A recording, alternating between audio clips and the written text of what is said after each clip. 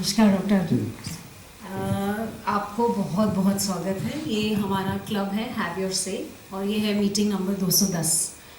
तो हम सब बहुत उत्साहित हैं आपसे फ़िलॉसफ़ी के बारे में बात करने के लिए। ऑब्वियसली फ़िलॉसफ़ी एक बहुत डीप सब्जेक्ट है और सालों लग जाते हैं समझने के लिए, बट हमारे पास अभी तो 20 मिनट हैं, तो हम बातचीत का सिलसिला चालू करते हैं। तो मेरा पहला सवाल ये है कि फ़िलॉसफ़ी, व्हाट इज़ फ़िलॉसफ़ी, मतलब फ़िलॉसफ़ी का मतलब क्या है, फ़िलॉसफ़ी के मायने क्या है। एक जनरल सोच ये है कि जीवन जीने के लिए केंद्र विचार है फ़िलॉसफ़ी, तो क्या ये सच है? पहले तो सभी लोगों को मेरी तरफ से नमस्कार। बहुत अच्छा प्रश्न आपने किया कि फ़िलॉसफ़ी है क्या। सर ने पहले एक बार कहा था, मैं सुकरात को नहीं कोट करूँगा, लेकिन मैं कहूँगा कि प्रत्येक व्यक्ति सब कुछ नहीं जान सकता, क्योंकि उसकी एक सीमा है। और जो व्यक्ति यह कहता है मैं सब कुछ जानता, उससे बड़ा कोई अज्ञानी नहीं है। तो मैं कोशिश करूँगा। देखिए, हम जीते हैं, जीने का प्रकार है, किस तरह से जीते हैं, हम जीवन को कैसे लेते हैं। क्योंकि हमारे साथी जो राजवीर सिंह जी थे, उनसे मैं बड़ा प्रभावित हूँ। उन्होंने एक बात कहा था कि हम उन लोगों को कोट न करें और उन लोगों से बात न करें जिनको हम नहीं जानते। हम अपने विचार लेते हैं हम आसपास पड़ोस के लोगों से, और उस विचार से, क्योंकि हम उनको जानते हैं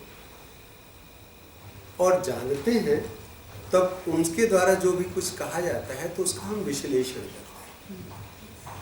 तो जैसा कि डेफिनेशन तो दिया जाता है कि ज्ञान क्या है, बौद्धिक एक जिज्ञासा है, एक गेम है। लाइफ भी उसी तरह से है, एक खेल खिलाती है, उसमें नित्य प्रतिदिन परिवर्तन होता रहता है। जिस तरह से एक उदाहरण दो कि एक बच्चा है और छोटा सा बच्चा होता है, उसको गेंद बड़ी प्यारी होती है, और अगर उसका आप गेंद छीन ले तो आपसे लड़ाई करने के लिए तैयार हो जाते हैं, क्योंकि उस समय उसको सिर्फ गेंद पे ही उसका है। लेकिन जब वो थोड़ा सा बड़ा होता है तब उसके विषय में वो सोचता है, कह रहे मैंने जिस गेंद के लिए लड़ाई की थी उसका तो कोई मूल्य ही नहीं, मैं किसके लिए लड़ रहा था। तो जीवन की ये फेजेस है, और वो जो फेजेस है वो बदलते रहते हैं। तो जो हमारी एक जिज्ञासा होती है, वैसे ही हम सीखते रहते हैं, परिस्थितियों से सीखते रहते हैं, लोगों से सीखते रहते हैं, घटनाओं से सीखते रहते हैं। तो ये जो सीखने का जो क्रम है, ये वास्तव में यही फिलॉसफी है कि जितना भी हम कि जित ढूंढा तित पाया गहरे पानी पैठ। तो हमें जो पाना है उसके लिए हमें बहुत डुबकी लगानी पड़ेगी, बहुत अंदर तक, और इसके लिए हो सकता है कि एक जन्म नहीं कई जन्म भी हमारे लग जाएं। तो इसलिए तो फिलॉसफी को एक परिभाषा देना थोड़ा सा कठिन है। सही बात है, बिल्कुल सही बात है। इनफैक्ट अभी तक राजवीर जैसे उसने कहा, मेरी भी कोई ऐसे I don't have a philosophy, मतलब ना मुझे लगता है कि उम्र के हिसाब से ये बदलती जाती है। Every other day I have a different thing in mind. तो आपके पास दशकों का अनुभव है टीचिंग लाइन में, तो आपको क्या लगता है कि आजकल के छात्र फिलॉसफी क्यों चुनते हैं? मतलब क्या वो एक्चुअली उसको समझना चाहते हैं, उसको सीखना चाहते हैं, या is it just a profession या एक फैड है, क्या है रीज़न? डॉक्टर साहब देखिए, दो चीज़ें हैं इसमें। एक तो एज ए प्रोफेशन लेते हैं, जैसे मैं टीचर हूँ, इससे मेरी जीविका चलती है, ठीक है, उसके लिए हम पढ़ते हैं। एक वो व्यक्ति होता है जिसके अंदर जिज्ञासा होती है, सीखना चाहता है, वो किसी प्रोफेशन में नहीं है, लेकिन वो अलमस्त है, खोया हुआ है, सोच रहा है, डूबा हुआ है, किसी चीज़ में फना हो गया है, ठीक है ना। तो वहाँ पर तो हमने देखा है कि जो विश्वविद्यालय शिक्षा है या कॉलेज की शिक्षा है या स्कूल की शिक्षा है, उसमें जो विद्यार्थी आता है वो अपने प्रोफेशन को लेकर के आता है कि मुझे कुछ दिन पहले तक IAS RS, इसके अंदर TCS इत्यादि में इसके अंदर फिलोसफी का एक पेपर होता था। तो वो आता था कि मैं ये पेपर ले लूँगा और मैं IAS बन जाऊँगा, RS बन जाऊँगा, या TCS बन जाऊँगा, या अदर एग्जामिनेशन क्वालिफाई कर दूँगा। एक दूसरा है कि मैं कोई दूसरा ये होता है कि मुझे कुछ सीखना है, कुछ जानना है, किसी बीच में समझ है। और वो समझ कैसी? सतही समझ नहीं, गहरी समझ। वो क्या है, वह क्यों है, उसका उद्देश्य क्या है, इत्यादि इत्यादि। जब उसके मन में एक कुतूहल होता है, एक जिज्ञासा होती है और उसको जानने की लगातार वो कोशिश करता है, तो इस तरह से दो तरह के लोग हमारे सामने दिखाई देते हैं। एक तो वो जो प्रोफेशन के तौर पर तो चुनते हैं, और एक ये है कि जो जिज्ञासा वश आते हैं। तो जो जिज्ञासा वश आते हैं ना, उसी को हम रियल फिलोसोफर कह सकते हैं। बाकी तो वो प्रोफेशनल है जी। एक और ये लोगों की सोच है या आम धारणा है कि फ़िलॉसफी बस एक नज़रिया है या एक वैचारिक चीज़ है और इससे मटेरियल वर्ल्ड का कोई लेना देना नहीं है। जैसे शुभम ने बोला था कि जब मेरे पास करोड़ हो जाएंगे तब सोचूंगा फ़िलॉसफी के बारे में। तो बट एक दूसरी तरफ एक वेस्टर्न फिलोसोफर ने कोट करा है that your philosophy directly affects your bank balance.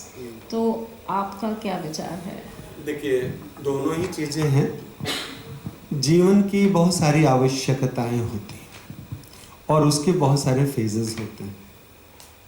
और सर ने पहले भी कहा था कि जीवन में हमारे यहाँ जब पुरुषार्थों की चर्चा करते हैं तो उसमें एक अर्थ पुरुषार्थ होता है।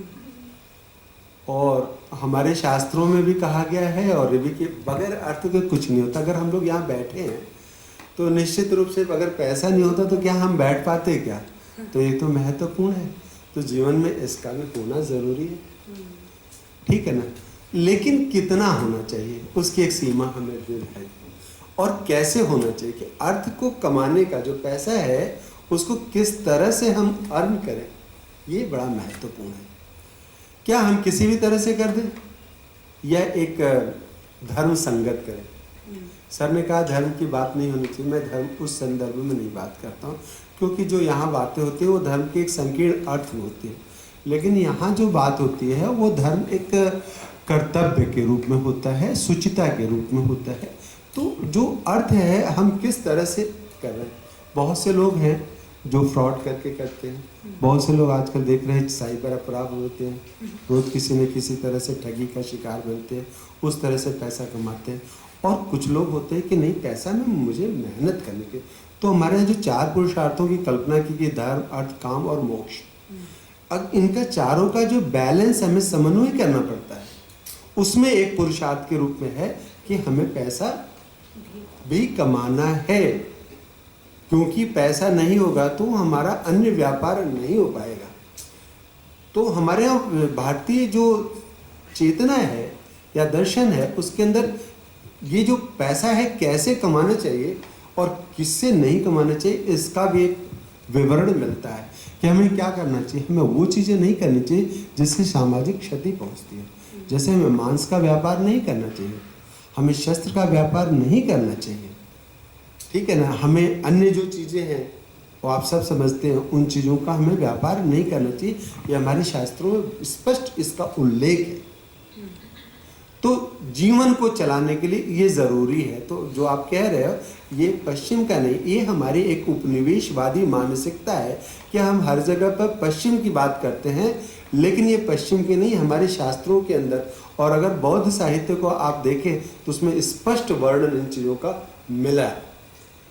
तो हम ये कह सकते हैं, बिल्कुल सही बात है कि अगर हमें जीवन जीना है तो हमें अर्थ की आवश्यकता पड़ेगी और उस अर्थ हमारे लिए एक महत्वपूर्ण अंग है। अगर हम जो आपने कहा सही बात है, वेस्टर्न से हम ज़्यादा इन्फ्लुएंस होते हैं, बट अगर हम गूगल पे आज की तारीख में कभी भी सर्च करते हैं कोई भी लाइफ कोट्स, तो जनरली ना वेस्टर्न फिलोसोफर के ही कोट्स आते हैं, जैसे अरिस्टोटल, सोक्रेट्स, प्लेटो, कार्ल मार्क्स। तो ऑब्वियसली आपने भी इनके विचार पढ़े होंगे। आपको इनमें से आप किससे इम्प्रेस्ड हैं, या आप हमें अगर रिकमेंड करना चाहेंगे कोई वेस्टर्न फिलोसोफर तो वो किन्हें रिकमेंड करना चाहेंगे? देखिए, ये ठीक है, ज्ञान कोई देश और सीमा से बंधा हुआ नहीं होता, ठीक है। लेकिन अगर तुलनात्मक दृष्टि से देखें तो भारतीय जो ज्ञान परंपरा रही है वो काफ़ी समृद्ध रही है, और ईसा पूर्व 1000 वर्ष से पहले हमारे वेदों की संरचना हुई थी, ऐसा कहा जाता है। और ये लोग ईसा पूर्व के बाद के 4 सेंचुरी, ठीक है। रही बात की आप बात ये कह रहे हैं कि वेस्टर्न फिलोसोफर्स में जिन लोगों का भी आपने नाम उद्धृत किया है, तो मैं ये कहना चाहूँगा, जैसा भाई साहब ने पहले भी उद्धृत किया था, सोक्रेटिस को लिया था, तो आप जानते हैं कि सोक्रेटिस एक पहला दार्शनिक था जो जिसने विद्रोह किया एथेंस के खिलाफ, और उसको हेमलक पीना पड़ा। क्यों किया? उसने उस व्यवस्था के ऊपर प्रश्न चिन्ह खड़ा किया। आज हम भूलते जा रहे हैं। उसने प्रश्न चिन्ह चल, कैसा होना चाहिए राजा, कैसा होना चाहिए प्रजातंत्र, वो जो न्यायाधिकारी बैठे हुए हैं वो कैसे होने चाहिए, क्या ऐसे व्यक्ति को हम न्याय की कुर्सी पर बिठा सकते हैं जो न्याय का अर्थ नहीं जानता, इत्यादि इत्यादि।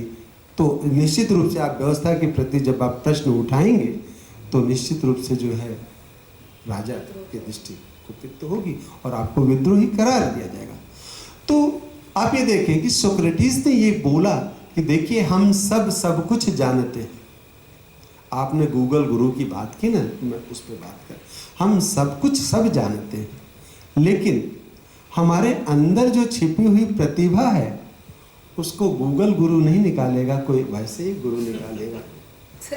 जैसे आप उदाहरण देखिए, जब हनुमान जी को ये बोला गया कि आप लंका जाइए, तो उन्होंने कहा कि मैं कैसे जा सकता हूँ, मेरे अंदर तो शक्ति नहीं। तब उनको क्या बोला गया कि आपके अंदर वो अपार शक्ति है, वो अपनी शक्ति को पहचानिए और आप एक छलांग में आप चले जाएंगे ना। तो ये है, तो गुरु की आवश्यकता पड़ेगी, क्योंकि आपके अंदर निहित जो शक्तियां हैं उस शक्तियों को निखारने वाला कोई, जैसे माँ गुरु होती है, बच्चा होता है, बच्चे को जिस तरह के संस्कार देती है वो माँ देती है और धीरे धीरे बच्चे की शेपिंग करती है। उसी तरह से मेरी आत्मा के अंदर बहुत सारे ज्ञान छिपे हुए होते हैं, बशर्ते ये कि एक अच्छे ट्रेनर की हमको आवश्यकता है। और वो ट्रेनर जो होगा वो गूगल गुरु नहीं होगा, कोई ना कोई इंसान ही होगा।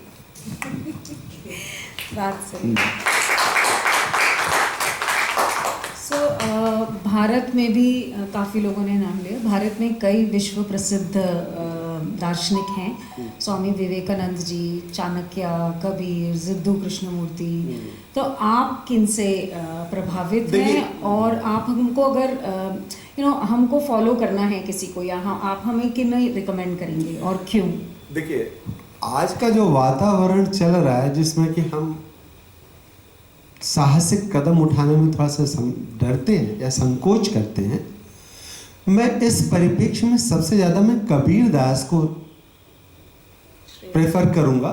कारण ये है कि देखिए, जिस समय में लोग बोल नहीं पाते थे उस समय उन्होंने दोनों के ऊपर प्रहार किया, दोनों धर्मों के ऊपर प्रहार किया और सामाजिक समरसता का उन्होंने संदेश दिया। दूसरी जो प्रचलित जो कुरीतियाँ थी या रूढ़िवादिता थी उस पर प्रहार किया उन्होंने, और जो धर्म की से जुड़ी हुई जो डर थे उसको निकाला। उदाहरण के तौर पर जैसे ये कहा जाता है कि जो काशी में जिसकी मृत्यु होती है उसको सीधे मोक्ष मिलता है।